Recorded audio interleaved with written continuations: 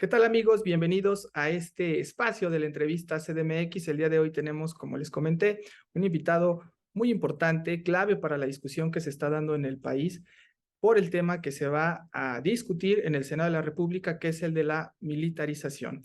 Es el senador Emilio Álvarez y Casa, muchos de ustedes ya lo conocen, es además senador por la Ciudad de México, pero en su currículum tiene una carrera y una trayectoria destacada en materia de derechos humanos y eso hace que pueda ser más profunda su lectura sobre lo que está pasando en el país, las implicaciones que puede haber si se logra esta reforma de militarizar México y también sobre los tiempos, porque además le va a tocar ser uno de los actores claves y ya viene desde que asumió el cargo, el escaño, en 2018 ya viene dando un largo debate sobre por qué no militarizar México, pero me gustaría en un principio darte la bienvenida, Emilio, y si pudiéramos empezar con esta parte de qué es la militarización, porque creo que hay mucha gente que quizá no lo logra discernir, entender, nada más, algunos le tienen miedo al ejército, otros le tienen respeto, otros le tienen demasiado cariño y como que no se entiende por qué siempre es peligrosa la militarización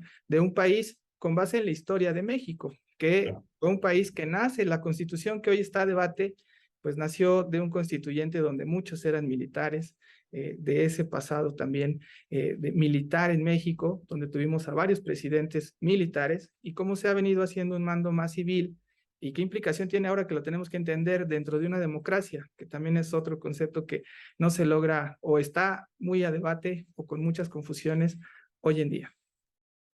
Cómo no, Luis, qué gusto saludarte. Un abrazo ahí a la comunidad de Capital CDMX. Y mira, yo pienso que esta discusión es uno de los ejes claves de los desafíos de nuestra democracia, del pacto democrático, del pacto social, vamos a decirlo así, la civilidad en la competencia del poder de manera pacífica, en el respeto a las reglas, en la satisfacción de los derechos de todas y todos. Y infelizmente, la militarización constituye en México y en América Latina, uno de los ejemplos más tristes, uno de los desafíos más fuertes en términos de la vigencia de la democracia y los poderes civiles. No es por nada que se entienda este mismo concepto de civilizatorio más en la noción de ir construyendo gobiernos civiles, como tú mencionabas, como México dejó los gobiernos militares de la revolución para pasar a procesos civiles. Hay tres discusiones que están aparejadas en esta discusión, Luis. La primera es lo que estamos viviendo de 2006 en adelante, es una paulatina ocupación de labores que corresponderían a instancias civiles por las Fuerzas Armadas. El Centro de Investigación y Docencia Económica, el CIDE, ha documentado más de 240 actividades civiles que han sido trasladadas a mandos militares, más allá de las labores de seguridad pública, más allá de una militarización activa de las fuerzas de seguridad, no solo cuando los policías se visten de militares, no solo cuando hay militares al mando, o cuando hay procuradores militares, o cuando hay gente cuya lógica militar se despliega en las labores de seguridad y justicia, sino que vemos una ocupación de distintas capacidades del Estado, donde las Fuerzas Armadas toman puesto, toman poder, toman presupuesto. El dato preocupante es que de estas 246 actividades que se han trasladado a las Fuerzas Armadas del 2006 en adelante, más de la mitad se han hecho durante este sexenio. Y esto es un fenómeno a reflexionar. Yo te diría entonces, lo primero es cómo las Fuerzas Armadas han ido ocupando espacios, responsabilidades y tareas para las que su mandato constitucional no corresponde. Las Fuerzas Armadas, por supuesto, son instituciones encargadas de la seguridad nacional y que en el caso de México, al no ser una fuerza beligerante, se les ha ocupado para labores humanitarias, por ejemplo, ante tragedias, terremotos, inundaciones, lo que se conoce como asistencia humanitaria a la población, que el Ejército y la Marina han desplegado muy bien. Esas labores le han valido y le valen un enorme respeto de la población, una enorme cercanía a la población. Pero también hay que así decirlo, el despliegue en esta administración, y con eso me voy a una segunda idea, es en realidad una derrota ética, una derrota política de Andrés Manuel López Obrador y su propuesta de gobierno. Durante años, Andrés Manuel criticó a Felipe Calderón, criticó a Peña tanto en el sentido de que darle responsabilidades civiles al ejército significaba ocultar la incapacidad de los mandos civiles. Y la segunda es que la estrategia de seguridad militarizada era una estrategia fracasada. Algo pasó en el camino, que de repente López Obrador empieza con una frenesí desmedido de amor al ejército y a la marina, y empieza a darles no solo presupuesto, poder, cargos, sino a construir una muy peligrosa labor de la función pública destinada a las Fuerzas Armadas. Incluso ya llegamos al extremo a donde con la mano en la cintura nos dice es que cambié de opinión. Pero no nos dice ni en qué ni por qué. La otra manera de decirlo es Calderón tenía razón. La otra manera de decir es todo lo que yo construí, critiqué, fíjense que me equivoqué porque Felipe Calderón tenía razón. Y hay casos muy alarmantes, Luis, hay casos que son de extraordinaria preocupación porque mira, hoy por hoy, las Fuerzas Armadas, por ejemplo, desplegaron labores durante la pandemia donde se les aumenta notablemente el presupuesto y acaban haciendo hospitales y gestión sanitaria. Y yo me pregunto, ¿en serio el ejército sabe más de salud que el Instituto Mexicano del Seguro Social o que el ISSSTE? Les dieron más de 4,000 millones de pesos a las Fuerzas Armadas para que instalaran hospitales y operación de campaña en materia sanitaria. Pero no basta ahí.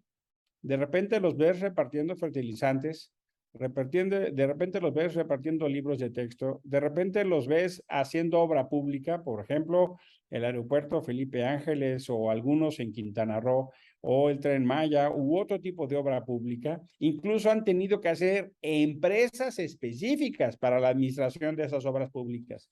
Pero no obstante con eso, ahora el presidente ha dicho que la renta nacional que se deriva de esa obra pública, de esa infraestructura pública, de ese bien público, es para el beneficio de las Fuerzas Armadas. Es decir, no solo se les paga por construirlo, sino la administración de eso deriva en que tengan una serie de privilegios y generación de recursos de excepción. ¿Por qué habría que tener un estado de excepción, por ejemplo, respecto a las pensiones de los integrantes del ejército con respecto a los pensionados maestros o pensionados trabajadores? ¿Por qué se les da ese trato de privilegio? Y no obstante, lo que uno empieza a ver es que en este sexenio, además de todas estas labores, al día de hoy podemos hablar de un incremento presupuestal de más del 80%, Luis.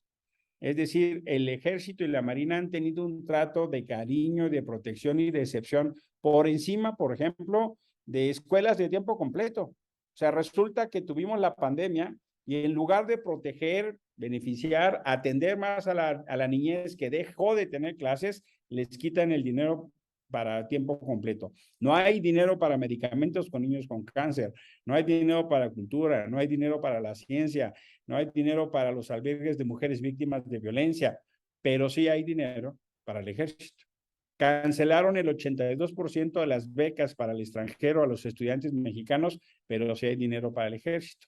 Pero no obstante, les dan también, por ejemplo, la protección, la responsabilidad de cubrir las aduanas, y la Marina ahora está generando incluso una serie de labores que antes no hacía. Por ejemplo, los 2 centros educativos que formaban la Marina Mercante ahora están militarizados.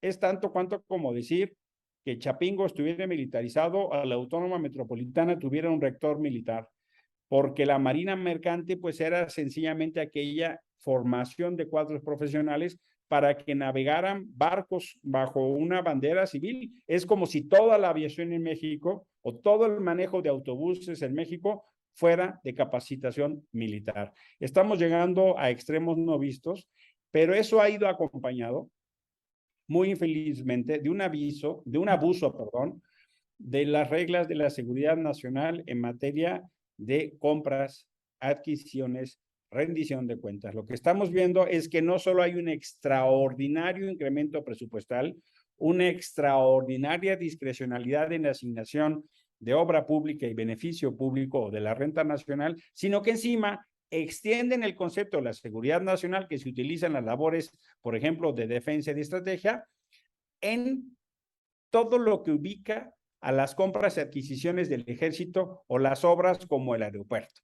De manera que entonces ahora con una extraordinaria discrecionalidad y opacidad, las Fuerzas Armadas ejercen labores de constructores o de gerencia pública sin informarnos. No sabemos cuánto están gastando, en qué están gastando, no sabemos si los generales contratan a sus cuates, si dan moches o sencillamente son contratistas. Han salido una infinidad de referencias, por ejemplo, en el aeropuerto Felipe Ángeles, porque el ejército no tenía la capacidad para construir eso.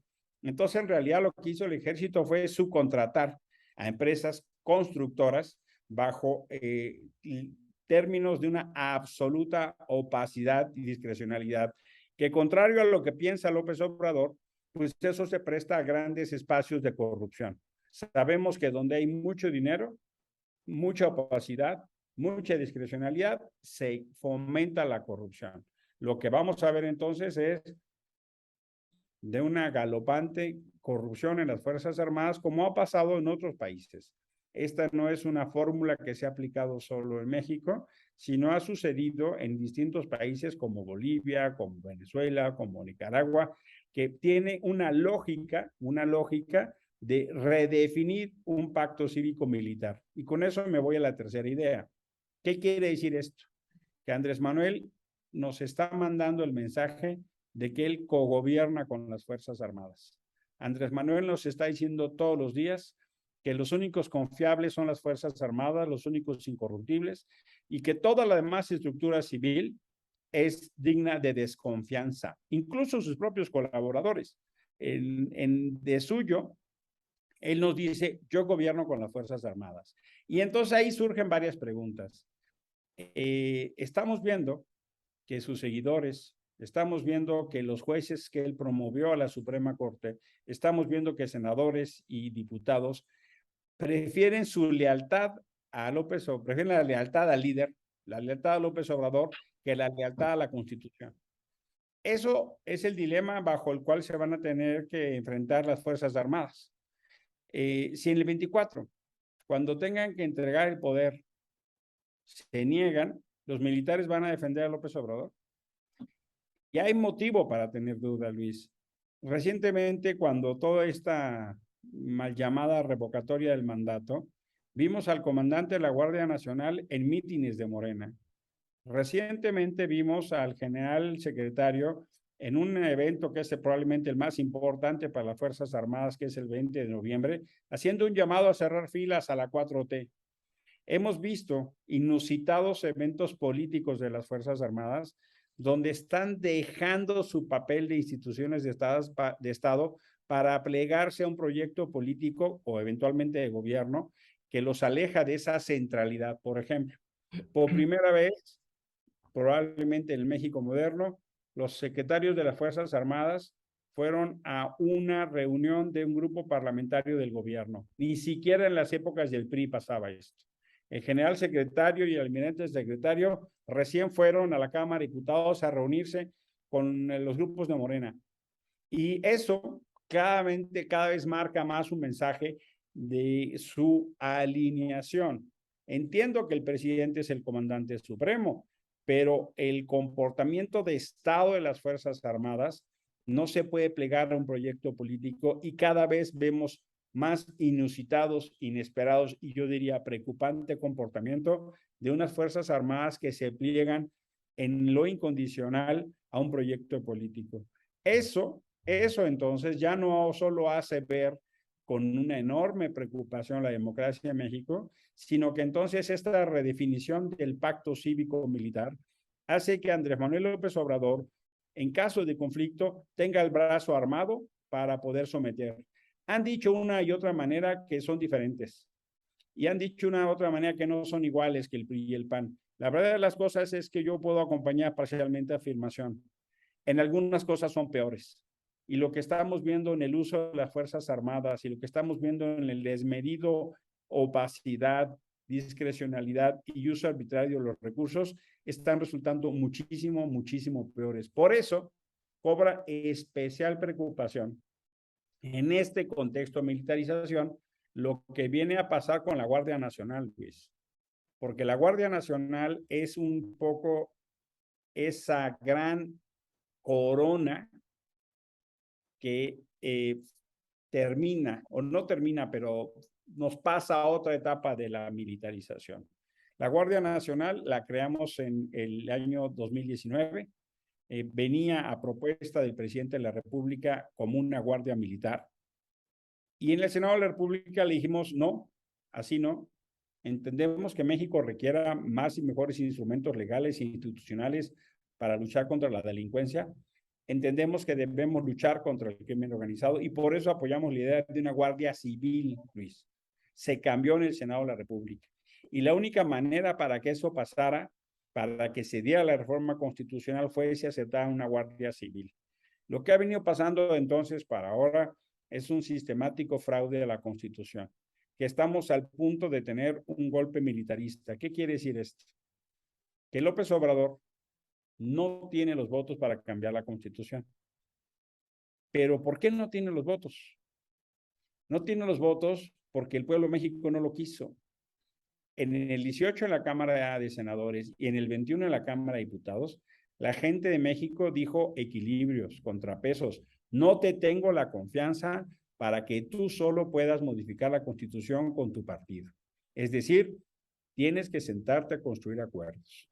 No respetar la Constitución no solo es un fraude, es una ruptura del pacto social que nos da vida como mexicanos. Mucha gente dijo, no señor, le retiro mi confianza y le retiro mi voto. Aquí mismo en la Ciudad de México, en el 21 Morena perdió. Les guste o no les guste reconocerlo, pero así pasó. No solo por la mayoría de alcaldes, sino por la fuerza del voto opositor. Desconocer eso, desconocer que una parte importante de la gente votó en su contra y por lo tanto no puede modificar la Constitución, es un gravísimo, gravísimo fraude a la democracia. ¿Y qué es lo que están haciendo? Están haciendo trampa, están haciendo fraude y modifican leyes inferiores en el ánimo de irlo a ganar a la Corte.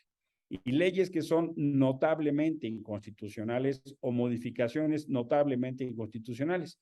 Ha habido varios ejemplos, probablemente el más vergonzoso fue el intento de extender el mandato del ministro Saldívar como presidente de la Corte por vía de un transitorio.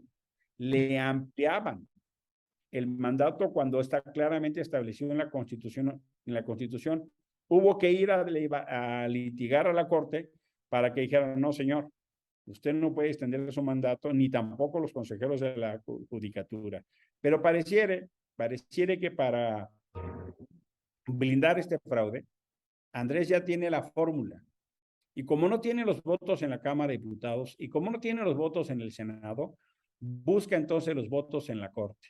Pareciera que le es más fácil presionar a 4 ministros que él propuso o alguno que otro, que convencer a 12 senadores o a 13 senadoras, senadores o a casi 60 diputados. Como no tiene esos votos, presiona entonces a la Corte. Y esta discusión que llega al Senado, como tú bien anotabas, va a ser una definitoria muy importante en los próximos años, porque la Guardia Nacional tiene ya 115,000 elementos. ¿Qué implica si la Guardia Nacional se convierte en militar? Hay 2 implicaciones del orden simbólico y presupuestal operativo. El orden simbólico es que entonces lo que tenemos no solo es, como decía, la derrota ética de López Obrador, sino que las Fuerzas Armadas nos mandan el mensaje de la generación y normalización de la vida pública, de la fuerza de la seguridad por vía de la bota. Y el orden presupuestal va a pasar, fíjate la prioridad que eso mandaríamos como país. La segunda entidad con más presupuesto en el presupuesto federal va a ser el Ejército. Después de educación, siguen las Fuerzas Armadas. Está por encima de salud, de economía, de trabajo, de desarrollo, de cultura, de educación, de lo que quieras. El ejército se hace entonces presupuestalmente la segunda prioridad presupuestal. Y solo habría entonces en estructura una entidad con más gente al servicio de la gente. Es el Instituto Mexicano del Seguro Social. El mensaje que se manda es, después de educación, las Fuerzas Armadas. Después de servidores, doctores, enfermeras y médicos, soldados. Ese mensaje es un despropósito en la estructura de la prioridad del país. Ese mensaje no fue el que López Obrador ofreció como candidato. Y hoy como presidente nos dice con la mano en la cintura, Luis, ya cambié de opinión, pero nos genera un peligrosísimo riesgo hoy adelante y viene entonces la discusión en el Senado, Luis. Pues me parece muy grave todo este panorama que nos planteas porque creo que nos lleva a pensar primero en tema democracia. Y yo la duda que me asalta es, Andrés Manuel López Obrador es un tipo muy inteligente en el manejo también de los tiempos, que podría ser a veces hasta perverso. Dicen que está el dicho popular que dice, dime con quién andas y te diré quién eres, pero también hay quienes dicen en la política a los presidentes o a los ejecutivos, dime en qué presupuestas y te diré qué estás pensando desarrollar. Aquí vemos claramente que desde un inicio se está presupuestando hacia lo militar. Entonces, ¿qué esperamos? Pues un gobierno como el que ya tenemos hoy, un gobierno casi militar. Solo no tenemos un jefe de las Fuerzas Armadas, pero ¿qué va a pasar en el Senado? Porque vemos que también hay una iniciativa que está también planteando ahí extender. Se había dicho que la Guardia Nacional concluía el 24, hoy están planteando en diputados ampliarlo a 28, además lo hace a través del PRI, y por eso decía él del manejo de los tiempos, porque ¿no será que desde un principio su intención era llegar a esta militarización? Y por eso hoy que ya son tiempos más complejos, ¿no? Porque ya estamos de cara a que concluya, pues nos deja ir a lo mejor una intención principal de un gobierno de querer, no sabemos con qué fines, pero sí, por lo menos ya hay señales que advierten que, pues como decías, podría ser que en algún momento no quieran entregar el poder y eso ya está hablando de un golpe de Estado militar, como se ha vivido en muchos países de Latinoamérica, que eso es un riesgo, pero sí se ve ya muy claro ese escenario o están todavía midiéndole si no les van a alcanzar los votos en el Senado. Por lo menos yo vi que el Senado ya mantuvo o ya mandó un mensaje de calma, no vamos a aprobar de manera fast track, vamos a revisar, pero eso no es garantía de nada, no es garantía de que se puede seguir, ¿no? ¿Hay alguna estrategia que pueda hacer todavía la sociedad civil? Porque además la sociedad civil está manifestándose para detener esto o es cuestión nada más de tiempo y de acoplarse a los tiempos. Mira, se están poniendo las condiciones para que en caso de sea necesario se dé un autogolpe de Estado. Se están poniendo todas las condiciones. Se están poniendo todas las condiciones en un ejercicio del poder cada vez más autoritario, más autorreferenciado, más concentrador. Cada vez hay más presupuesto en el gobierno federal, atribuciones en el presidente, descalificaciones a los que piensan en contrario, persecuciones a la oposición en lo federal y lo local. La Ciudad de México es un buen ejemplo de esta persecución a la oposición. Claudia Sheinbaum se ha dedicado a difamar y a perseguir a la oposición. La manera en que procesaron su derrota fue perseguir a la oposición. Esa ha sido la tónica de este gobierno. Y previo a la elección fue también Claro, terrorismo electoral. absolutamente. E incluso es esa discrecionalidad, por ejemplo, a doctora Serranía, la directora del metro, el metro que se le inunda, que se choca, que se incendia y que se colapsa, no la tocan ni con el pétalo de la rosa. Pero a diferentes jefes, alcaldes, antes jefes delegacionales, hoy alcaldes, les aplican un rigor que si porque en algún ayuntamiento o en algún deportivo hay alguna denuncia, el contraste tan absurdo, tan excesivamente arbitrario de un abuso de la fuerza y lamentablemente y tan tristemente al que se presta la fiscal, entre, por ejemplo, Serranía y Sandra Cuevas, es un ejemplo, pero notable, o puede ser con Santiago Tahuada o ahora en el Congreso de la Ciudad de México. Es que es un cinismo atroz entre la defensa de la legalidad y la dispensa de la aplicación de la ley. Solo pongo como ejemplo los casos del metro, pero podríamos citar N ejemplos de los malos manejos que hace Martí Batres y otros. Es decir, hay un uso faccioso de la justicia. Y pongo este ejemplo de Claudia Sheinbaum en la ciudad, porque esto pasa a nivel federal también. Y eso, lo que claramente te ve es cómo se está concentrando un gobierno autoritario que hace uso de todos los medios. Y eso va poniendo las vías, como lo pasa a nivel federal, de ser necesario para un autogolpe de Estado. El caso de la Guardia Nacional es un ejemplo. Cuando se le dijo desde el 19, así no se puede trabajar, vamos a cambiarlo, porque sí creemos y sí creímos que había una legítima preocupación de la gente en materia de seguridad. Infelizmente, de hoy al 19 estamos peor. Todos los indicadores están muchísimo de cómo lo recibió López Obrador. Hay una enorme cantidad de dificultades en esa materia.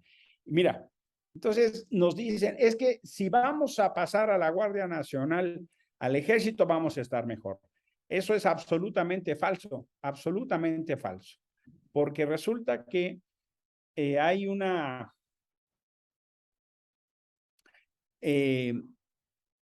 pobrérrimo, Luis, pobrérrimo y mediocre desempeño de la Guardia Nacional en materia de seguridad.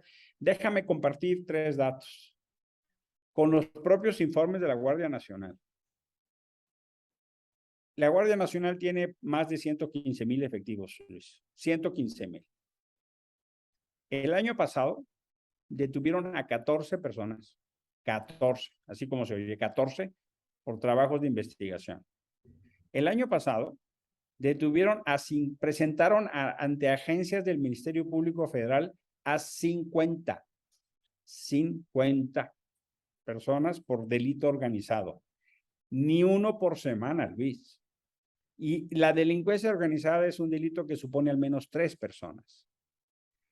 Es decir, 115,000 efectivos. Presentaron a 14 personas, un poquito más de uno al mes, por investigación policíaca, por inteligencia, por trabajo previo, y 50 personas en materia de delincuencia organizada. Y te doy el tercero. La Guardia Nacional representa 20% de la fuerza de las policías del país, de la capacidad de fuerza, el estado de fuerza, se dice. Detuvieron a menos del 2%. Menos del 2%, Luis. Los números son un verdadero desastre. Y nos dicen que porque van a ser militares, van a ser mejor. Es absolutamente falso. El 85% de la Guardia Nacional son militares. La única cosa es que tienen un brazalete o ya visten de gris. Tienen mandos militares, estructura militar, capacitación militar. Es un gran engaño fundado en una mentira. Y nos dice López Obrador que son más incorruptibles. Es absolutamente falso. ¿Qué está pasando? La Guardia Nacional hace todo menos lo que se le mandató. Ahora persigue, golpea y deporta migrantes. Ahora reparte tanques de gas. Ahí andan Iztapalapa acompañando esto de los tanques del bienestar, repartiendo tanques de gas. Ahí anda repartiendo fertilizantes y libros de texto, cuidando funcionarios. Para eso no se pensó la Guardia Nacional. Entonces nos vienen a decir que si pasa se garantiza. Es una mentira. Lo que está mal es el modelo, Luis. Lo que está mal es el modelo y eso es lo que vamos a discutir en el Senado. Han presentado un paquete que significa modificar algunas iniciativas. Esas iniciativas, infelizmente, se resuelven por votación de mayoría simple. Si eso pasa, Morena y sus aliados tienen los votos en el Senado para resolver por mayoría simple. Ayer ya anunciaron que aunque no estén de acuerdo algunos de los integrantes de Morena con la propuesta, su deber es apoyar al presidente y van a apoyar al presidente. Es de esperarse entonces que Morena y sus aliados hagan una especie de cierre de filas donde queda infeliz y tristemente muy claro que su prioridad es López Obrador y no la Constitución, que su juramento de proteger la Constitución queda a segundo plano en la obediencia a su líder supremo. Eso representa una ruptura muy grave del trabajo de un legislador. Y por supuesto nos abre entonces un dilema muy grave en términos de seguir litigando ante la Suprema Corte. Hemos hecho más de 30 acciones de inconstitucionalidad, cada vez, casi siempre las ganamos, pero últimamente López Obrador se dedica en decisiones claves 3 o 4 días a darle cachetadas a los ministros y como ahora pasó con la prisión preventiva oficiosa, logró que 4 se doblaran. Muy vergonzantemente ahí el papel del ministro presidente, que en realidad parece más que desempeña una labor de paje del presidente que de presidente de un poder autónomo. Y ante esa discusión, el PRI en la Cámara de Diputados presenta una iniciativa que dice vamos a extender el transitorio de la reforma constitucional para que las Fuerzas Armadas puedan estar más tiempo en la calle. Eso es una manzana envenenada. Lo que no logró López Obrador en materia de la reforma eléctrica de dividir a la coalición PRI-PAN-PRD, parece que hoy lo puede lograr. Lo que no logró en materia de detener el deterioro de la vida pública al no haber una oposición que se enfrentara de manera más sólida, ahora parece que lo está logrando. Por supuesto, se abre una enorme tela de duda si esto es un cambio respecto un intercambio a Alito para no perseguirlo y no quitarle el fuero. Si esta iniciativa es justo una decisión que tiene que ver más con estos tiempos que él conoce y maneja bien, me refiero a López Obrador, para reventar la alianza el 23 en el Estado de México, si tiene que ver con la generación de no solo la militarización, sino dividir a la oposición. Pareciera que el PRI de momento en la Cámara de Diputados se traga la manzana envenenada. En el Senado de la República, el grupo de senadores y el PRI ha dicho, aunque la voten en diputados, aquí no va a pasar. Pero el daño puede ser profundo, Luis. El daño puede ser profundo porque se agudiza la división en un momento en que la oposición necesita estar sólida y compacta para enfrentar todo este escenario autoritario que hemos descrito, Luis. Lo que se juega entonces en la discusión de la Guardia Nacional y la presencia del Ejército en las calles haciendo labores de policías, no solo es el formato de aquí a lo que viene, sino la posibilidad de que tengamos una oposición compacta y unida para enfrentarla en el 24, lo que parece venir como una elección de Estado atómica, Luis. Qué grave. Oye, podemos hacer una pausa y regresamos para entrarle ya a esta parte de concluir y ver qué efectos incluso puede tener aquí en la capital del país, que es pues la caja de resonancia de Así hacemos. Estamos aquí con el senador Emilio Álvarez y Casa después de hacer esta pausa. Como ustedes saben, es integrante del Grupo Plural en el Senado de la República, es experto en derechos humanos y, por supuesto, senador de la Ciudad de México, que nos ha hecho ya un panorama muy, yo diría muy vasto, pero además muy preocupante o alarmante sobre lo que puede darse en México y en la Ciudad de México con el tema de la militarización. Nos decía, en el Senado todavía hay varios escenarios de lo que pueda suceder. En primera instancia, que se pudiera detener o a lo mejor alargar, pero lo que vemos complicado es que se detenga esta intención, por lo menos del presidente Andrés Manuel López Obrador y de la denominada Cuarta Transformación, de militarizar México con un riesgo muy grave que sería quizá dar un golpe en el 2024. ¿Qué podemos hacer como sociedad civil en caso de que esto avance y no se detenga, así como se ha venido fraguando con incluso estas estrategias políticas de apretar a los opositores? Hemos visto, ya mencionaba senador a Alito, por ejemplo, casualmente ayer Laida Sansores dice que va a hacer una pausa en sus martes del Jaguar para ya no seguir presionando al dirigente del PRI. Y vemos que el PRI ya lanzó esta iniciativa que es como una nueva salida, pero para seguir profundizando el tema de la militarización y sobre todo hacerlo en los tiempos del 2024. ¿Qué puede hacer la sociedad civil? Porque ayer vimos que sí se manifestaron algunos ciudadanos que estuvieron allá en el Senado pidiéndoles, está el colectivo Seguridad Sin Guerra. ¿Hay todavía alguna salida para detener la militarización o es algo ya inminente? Lo primero es asumir que la militarización no solo no es normal, sino que no es debida y que no es la ruta para la democratización del país.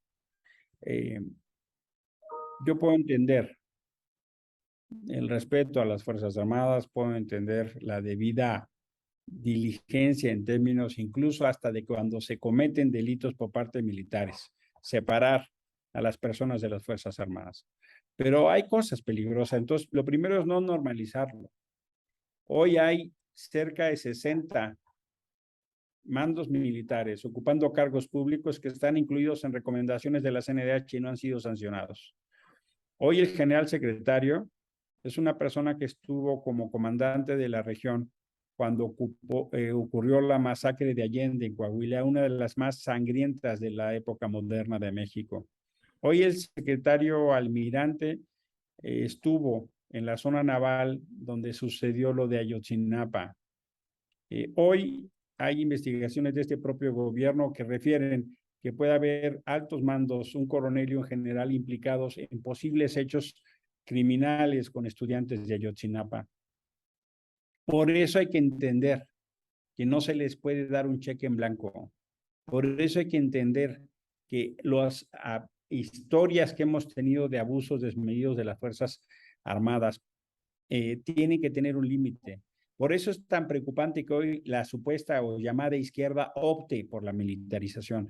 Se les olvida su lucha del 68, se les olvida los halcones, se les olvida las masacres y toda la capacitación que dio el ejército, por ejemplo, en Aguas Blancas o en Acteal a los paramilitares. Se les olvida toda la lucha para contener ese hundido de las Fuerzas Armadas en un pacto político en su momento con el PRI y el PAN. Ahora esa izquierda renuncia y se calla y agacha la cabeza, porque López Obrador así se los pide, porque supuestamente es la única opción. Por eso entonces digo, la segunda posición es no renunciar a esa lucha por las libertades, esa lucha para evitar los excesos, a esa levantar la voz. Entonces, primero, no normalicemos. Segundo, no renunciemos a las luchas por las libertades y derechos. Tercero, puedo entender perfectamente que la gente requiera en ocasiones de las Fuerzas Armadas. Puede haber lugares donde están desesperados porque los municipios están dotados de una policía corrupta y que requiere una intervención y que la gente se pueda sentir protegida. Pero entonces debemos entenderlo como una excepción. Si me dicen, oye, el ejército está para defendernos, sí. Oye, el ejército está para ayudarnos, sí. Pero yo no quiero un militar que cuide manifestaciones con fusiles. Yo no quiero un militar que se quede con el presupuesto en lugar de atender a niños con cáncer. Yo no quiero que los generales tengan un estatus de beneficio de contratación de obra pública diferente a la que tenga cualquier servidor público. Yo no quiero militares ricos y pueblo pobre, no quiero eso. No quiero que se les dé un trato de privilegio. Eso me parece peligroso porque es cambiar favores. Te doy protección a cambio de dinero. Eso es un veneno para nuestro pacto cívico-militar, para nuestra democracia. Por eso es tan importante entender entonces cuál es la función del ejército.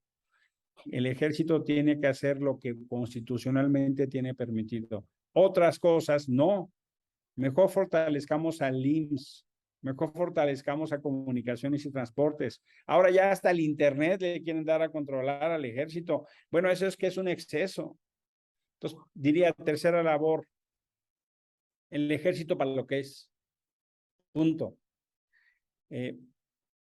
Si no empezamos a fortalecer a las policías, jamás va a haber buenas policías.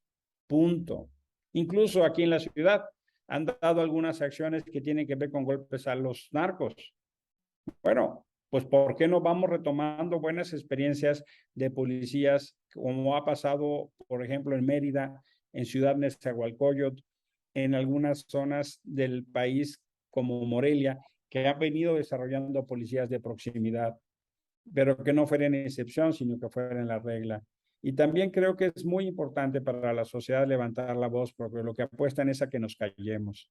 Con un cinismo atroz, como pasa en la Ciudad de México, se niegan los problemas como si no pasara nada. Se han invertido cantidades millonarias en construir olas de opinión pública en redes sociales para que la jefa de gobierno y el secretario de gobierno tengan alabadores en las redes sociales. Han salido estudios que documentan cómo se financia de manera generosa a youtubers o algunos otros actores en redes sociales para que hablen bien de la jefa de gobierno y del secretario de gobierno.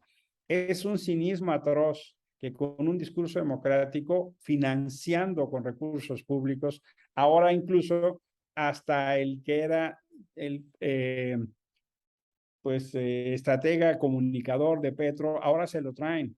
Todo eso lo pagamos nosotros. Por eso me parece tan peligroso, porque el modelo que está intentando Claudia Sheinbaum es lo mismo, pero peor con respecto a López Obrador. Y en un eco absurdo que legitima todo lo que diga López Obrador. Y estamos viendo la reproducción de las peores prácticas. Qué bueno que ayer salió la sociedad y hubo esta expresión afuera del Senado. Tenemos que tener expresiones en redes sociales y fuera de redes sociales para hacer saber no solo una defensa a nuestra democracia, una resistencia democrática, sino de nuestros derechos y libertades. La Ciudad de México afortunadamente ha dado muestras muy importantes de esas libertades. Yo creo que Morena lo tiene complicado, pero lo que he visto es una jefa de gobierno que se ha radicalizado, un equipo Morena que se ha radicalizado. Ahora el dirigente de Morena en la ciudad es uno de los personajes más maniqueos, que construye un discurso absolutamente polarizador y de conflicto. Habla de una ciudad que está en su cabecita, pero es de esos extremos actores ideologizados que construyen una función maniquea de los programas sociales de la gente en un uso de aparato. Vemos en la ciudad un montón de gente con recursos públicos, de siervos de la nación y con su chalequito del gobierno de Morena, porque son lo mismo, en el uso de los recursos públicos faccioso. Como tanto criticaban al PRI, ahora están peor. Lo que hemos visto después de su derrota del 21 es un gobierno que se encierra y un gobierno que persigue. Espero que la resistencia ciudadana nos dé para que en el 21 digamos no a esas formas de expresión autoritaria y hagamos una gran coalición ciudadana que lo saque de la ciudad, porque lo que hoy estamos viendo es una gestión de una absoluta mediocridad y que ni siquiera con capacidad operativa son capaces de cumplir un solo plazo las cosas que ofrecen. La que tú me pongas, la línea 12, el trolebús elevado, la ecobici, el agua, la basura, el tema que me pongas, Luis, son incapaces de cumplir sus propios tiempos y plazos. Generalmente todo lo delegan, lo rechazan, lo postergan. Aquella cosa que era el anillo al dedo de la pandemia ha convertido a la ciudad en uno de los lugares donde ha crecido más la pobreza. Infelizmente, uno de los lugares del país donde más ha crecido la pobreza es en la Ciudad de México. Pueden ver, por ejemplo, el artículo que recientemente sacó Tonatiuh Guillén. La Ciudad de México es uno de los lugares donde más creció la pobreza urbana. El fenómeno de la mediocridad de la respuesta en la pandemia tiene como correlato la pobreza de la gente. ¿Qué hablar del cobro de piso? ¿Qué hablar del crecimiento de los carteles en la ciudad? Entonces el fenómeno es gobiernos que abrazan lo militar cuando la realidad se les cae a pedazos con una narrativa tan tremenda y que uno sí se hace la duda ante esta ruptura de la normalidad democrática, ¿serán capaces de soltar el poder en el 24? Y yo pienso que ahí viene entonces la exigencia ciudadana. Es momento de levantar la voz, es momento de exigir, como nuestra ciudad lo ha hecho siempre. Siempre que hay excesos, la ciudad pasa la factura y así confío que en el 24 pasará, Luis. Y sí se ven las condiciones si en este caso se separa el PRI, digo, yo veo hasta cierto punto positivo que el PRI si tiene personajes impresentables y que no tienen claridad sobre lo que es un modelo democrático, hay viabilidad de que se haga esta ruptura y aún así pueda haber sociedad civil y organizaciones que hagan frente a lo que está, pues ya de cara al principio se decía, desde un principio se venían advirtiendo riesgos de lo que hoy se vive y muchos decían, qué exageración, no es así, pero cada vez ya se extinguen las dudas porque si se ven así en lo global, pues están los ataques a los órganos autónomos, toda esta parte que ya se ha señalado de la libertad de expresión, de y de sí irse formando con un equipo militar. En la ciudad no lo vemos tan presente, quizá, aunque también ya han metido mucha Guardia Nacional en zonas donde por incompetencia no han podido resolver. Sí hay manera de que se pueda articular todavía la sociedad, porque siento que a veces sí gana esta percepción, este discurso del temor. Creo que también han sido muy buenos en su ejercicio de propaganda, donde ya prácticamente quieren hacer creer a la gente que la definición en el 24 solo es en Morena y solo hay 3 personajes por los cuales uno puede optar y se acaba ahí ya la realidad. Son buenos para intentar generar una narrativa como de que es inevitable. Ujú. Pero ¿qué tal perdió Pablo Gómez en la ciudad? Pero ¿qué tal perdió el propio Sebastián Ramírez? El Sebastián propio Ramírez era José, sí. candidato local y perdió. Y lo fueron a rescatar ahí el gobierno de la ciudad. ¿Qué tal perdió Javier Hidalgo en la ciudad? Y perdió con Margarita Zavala. Le dio una zapatiza, ¿no? Sí. Es decir, no es cierto que sean invencibles, no es cierto que sea la única discusión. Para ponerlo en números, en el 21, Morena tuvo 21.2 millones de votos con sus aliados y la coalición tuvo 20 millones. Pero MC tuvo 3,5. Entonces, la oposición tuvo 23,5 y la coalición de gobierno 21.2. Si sumamos los votos de los partidos satélites que no tuvieron registro, que eran de Morena, más o menos estamos hablando de poco más de 24 a 23,5. No es cierto. ¿Por qué no se reflejó entonces ese voto específico a la oposición? Porque la oposición ganó en las ciudades. Y una cosa es que ganes por 1,000 votos o que ganes por 10,000 votos, pero es un solo diputado. Entonces, una parte importante del voto opositor se concentró en las ciudades. La ciudad de México es un buen ejemplo, pero pasó en Guadalajara, pasó en Monterrey, pasó en Mérida, pasó en León, pasó en muchas otras ciudades. Acá, en realidad, la oposición ganó. Y lo que es fundamental entonces tener en cuenta es que hay un enorme descontento. Mira, yo te lo digo con mucha claridad. En mi casilla en el 18, Morena tuvo 350 votos. En el 21 tuvo 80. Yo vivo en la Cuauhtémoc. Y estoy seguro que hoy hay más enojo, hay más molestia, hay más agravio. Entonces sí creo que hay el contexto macro para competir. Claro que se necesita una oposición inteligente para hacer una gran coalición. Déjame decirlo así como de perfil socialdemócrata. El PAN solo no gana, el PRD está muy desdibujado, el PRI en la ciudad no pesa tanto, pero hay toda una alianza de una serie de batallas ciudadanas por libertades y derechos que van desde la libertad sexual hasta el respeto a los animales de compañía y de guarda y custodia. Hay ahora todo un nuevo entendimiento, por ejemplo, de la agenda feminista en la ciudad, absolutamente desdeñada por el gobierno. Creo entonces que hay posibilidad para hacer una alianza importante que haga entender a los partidos que tienen que ser entidades de interés público. Si el PRI no entiende eso, si el PRI nos sigue poniendo impresentables por delante, están condenados a desaparecer. El PRI tiene que entender que una parte importante, y el PAN también, de la derrota se debió a sus errores y excesos. En el 21 la gente no es que necesariamente les haya recuperado la confianza, fue un voto útil de castigo a Morena, pero necesitamos que entiendan autocríticamente que no pueden poner indefendibles e impresentables a competir. Tienen que poner una expresión ciudadana que genere confianza. Y hay que presionar. Yo soy de esos actores que desde fuera de los partidos los presiona para que no solo sea el miedo, sino sea un proyecto de futuro. A mí no me basta que me digan, no, pues yo no quiero a López Obrador, yo no quiero a Claudia Sheinbaum, yo no quiero a Martí, eso no me basta. Para mí es importante qué tipo de ciudad vamos a construir, cómo vamos a hacer proyectos económicos, cómo vamos a sacar a la gente de la pobreza, cómo vamos a resolver la crisis del agua. Cada vez es peor la crisis del agua en la ciudad. ¿Qué vamos a hacer para que las mujeres puedan transitar seguras? ¿Cómo vamos a hacer interconectividades para que la gente de ciertas zonas de la ciudad tenga mejor transporte y no se le vayan 4 horas en transportarse todos los días o 5 horas, Luis? La gente que vive en Milpalta para llegar acá, por poner solo un ejemplo, lo que pasa en Iztapalapa, que hay ciertos lugares en los que ya no puede salir a cierta hora.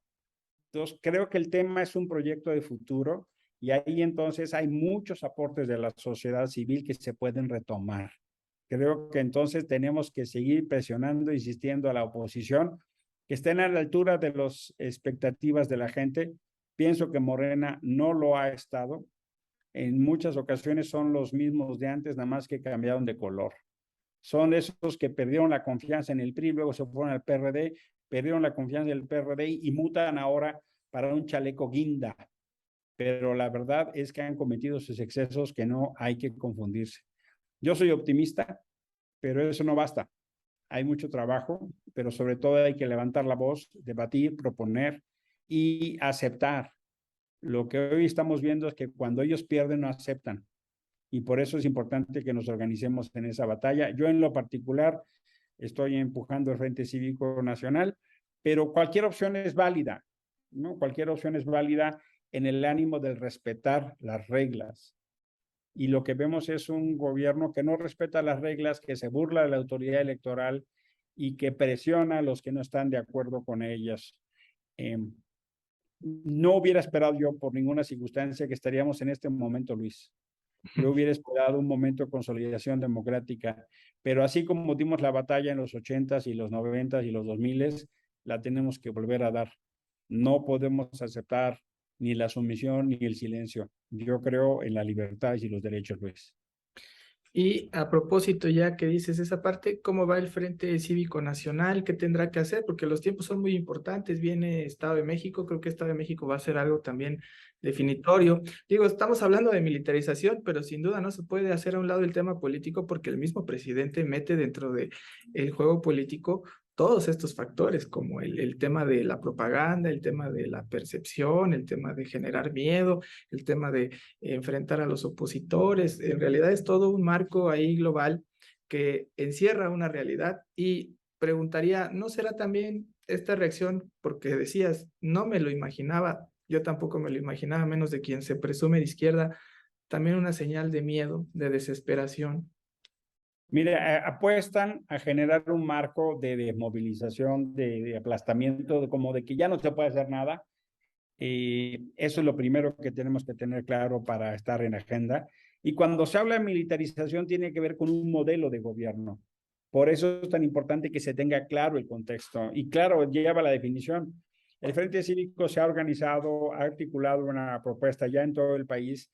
Justo este fin de semana vamos a tener nuestro Consejo Nacional. Estamos en la etapa de articular las 16 capítulos en las alcaldías. Estamos en la etapa de articular muchas causas ciudadanas de la ciudad, temas de medio ambiente, temas de redes sociales, temas incluso que tienen que ver con derechos de nuevas generaciones. Hoy, por ejemplo, la mayoría de un cierto tipo de jóvenes prefiere no tener coche porque prefiere utilizar sus recursos de otra manera. Hoy muchos de los jóvenes ya no se casan, sencillamente se van a vivir juntos, tienen otra noción de las familias y de su vida en conjunto. Hoy muchos chavos prefieren ser roomies. ¿Cuál es la política pública que tenemos que hacer para eso? Diferencia mucho lo que tipo de cosas que mis papás pensaban o lo que yo pensaba cuando tenía esa edad.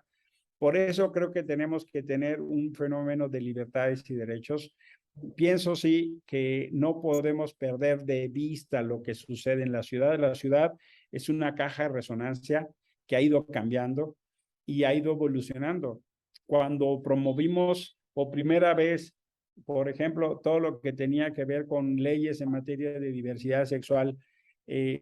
Yo estaba en la Comisión de Derechos Humanos del Distrito Federal y me amenazaban con juicio político porque fui testigo de la primera sociedad de convivencia. Hoy eso ya está normalizado. Mis hijas tienen una enorme cantidad de amigos y amigas de la diversidad y no pasa nada. Hace años, hace más de 15 años, se satanizó la interrupción legal del embarazo y hoy está normalizado, no hay bronca, no es agenda, es un tema de conciencia y la gente actúa en función de su conciencia. Hemos venido dando esas batallas y no vino el fin del mundo, ¿eh? No pasó nada, sencillamente es un tema de libertades.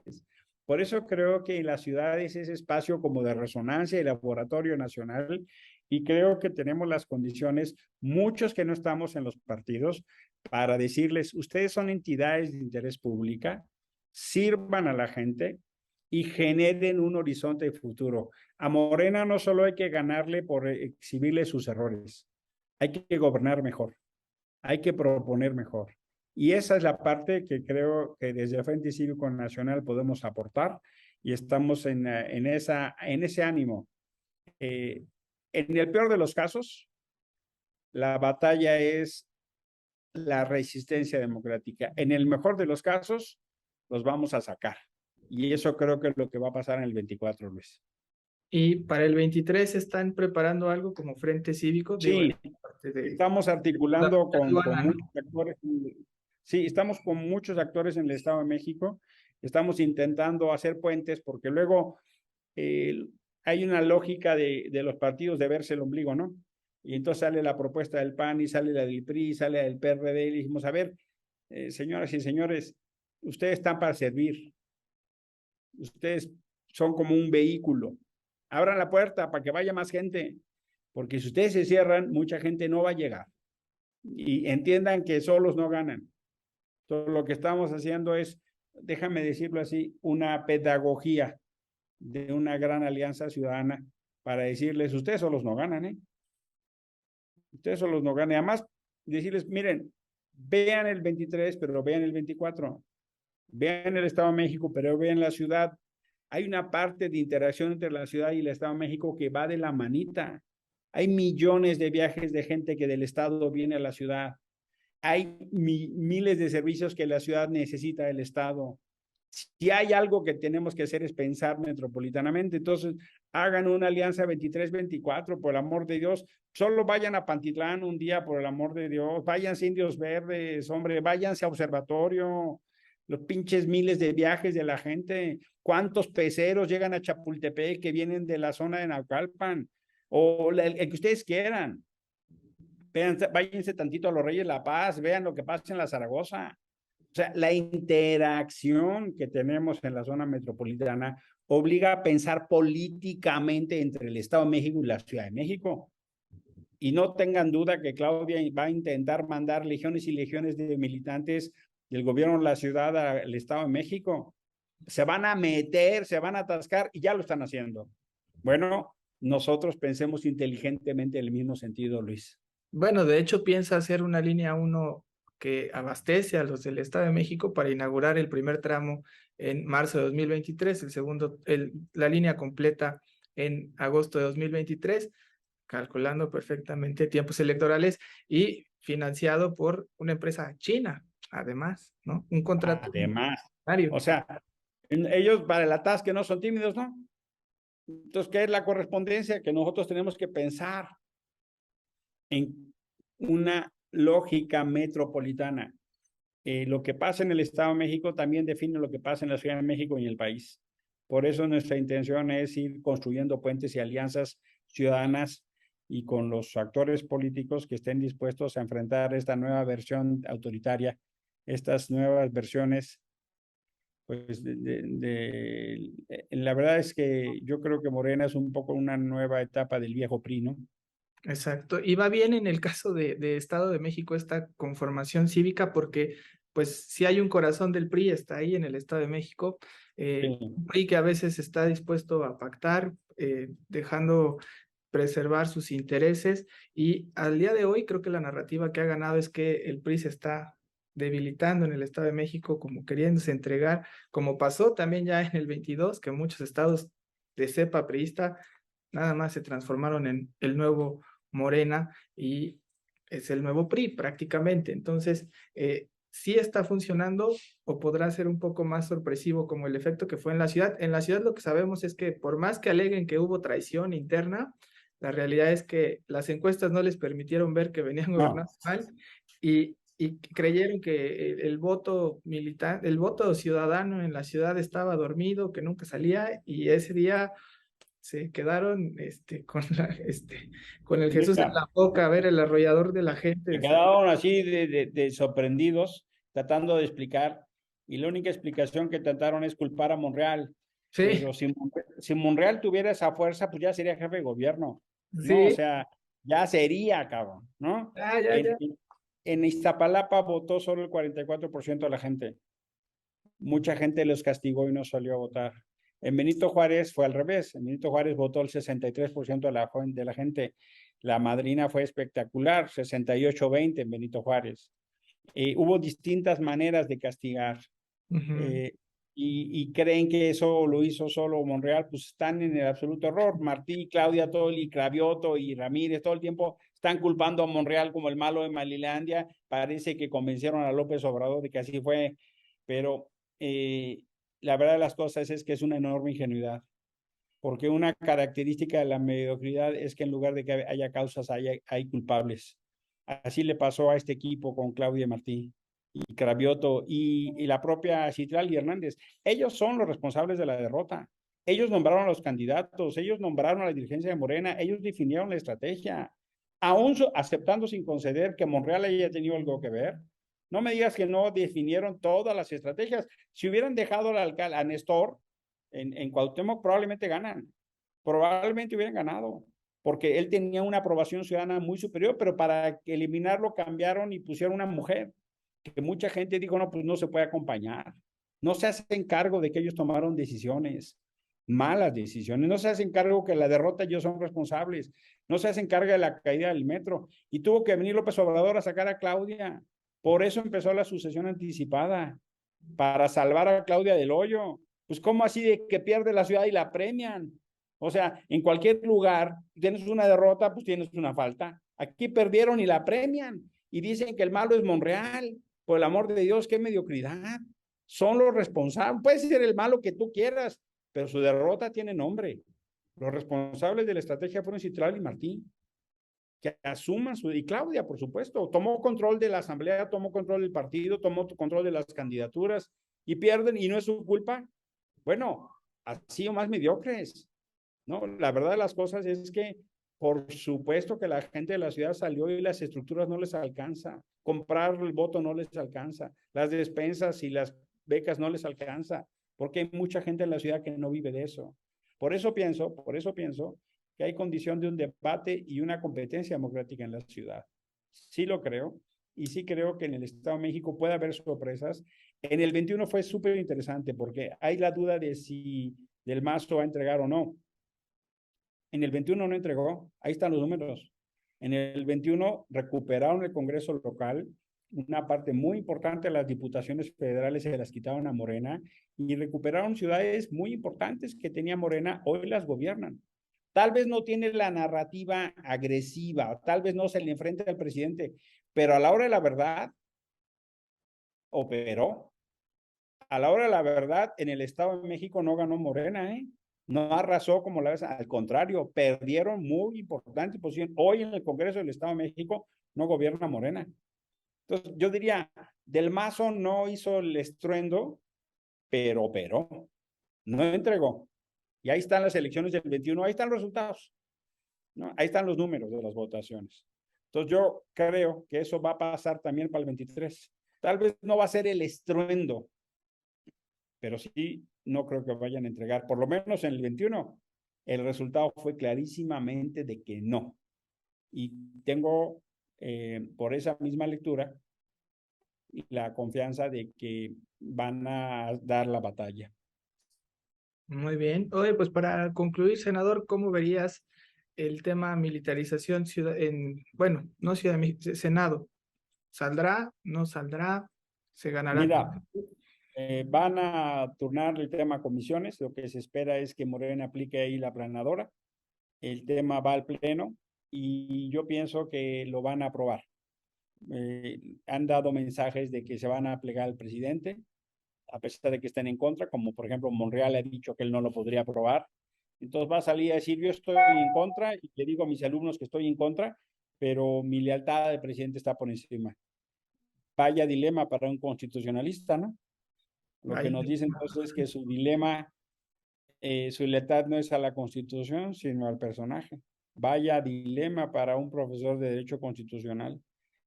Vamos a ver entonces de qué estamos hechos y hechas las y los senadores y cuál es la prioridad. Si el pacto democrático o la lealtad que incluso puede tener beneficios para promociones futuras y candidaturas futuras, que a veces creo que en el ánimo hay mucho de eso, en el cálculo hay mucho de eso, en el voto de muchos de mis colegas hay mucho de eso. ¿Qué sigue? Pues ir a la Suprema Corte y presionar para que no tengamos una corte que se doble. que bueno, hemos visto una corte medio, yo diría esquizofrénica. Eso requiere ya entrar a palabras mayores y ya eso requiere romper la hora y sacar unas cervezas, porque la verdad sí está Sí, no, complicado. la verdad está muy complicado. Yo en particular viendo muchos votos ya no entiendo a veces. Me quedo corto a veces hay como que un buen mensaje, a veces todo lo contrario, y ahí los tenemos. Pero bueno, me parece, me quedo con el optimismo que señalas de que no todo es como se quiere hacer pensar, y sí de tener muy claros los riesgos que advertiste en caso de que se dé la militarización y que además pues tendrán su primera aduana en el 2023. Ya tomada esa decisión, seguramente también será algo que influya hacia el 2024. Así vamos a dar la batalla, Luis. Es lo que Te toca. agradezco, te agradezco mucho la conversación y pues estaremos muy pendientes ahí de las manifestaciones, del debate que sea en el Senado y también del discurso y la defensa que hagas ahí. Esperemos que logres en algún momento cambiar, que impere la razón y no las lealtades ciegas a los compañeros que tendrán que tomar una decisión histórica para el país. Así es, así es. Y bueno, por supuesto, estamos al habla. Fuerte abrazo, Luis. Gusto en saludarte. Gracias.